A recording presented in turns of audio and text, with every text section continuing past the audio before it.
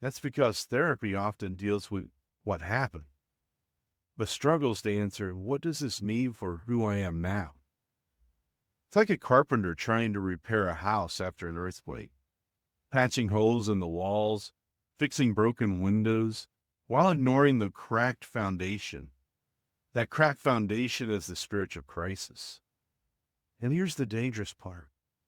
When even the best help doesn't make that pain go away, veterans can start believing they're beyond repair.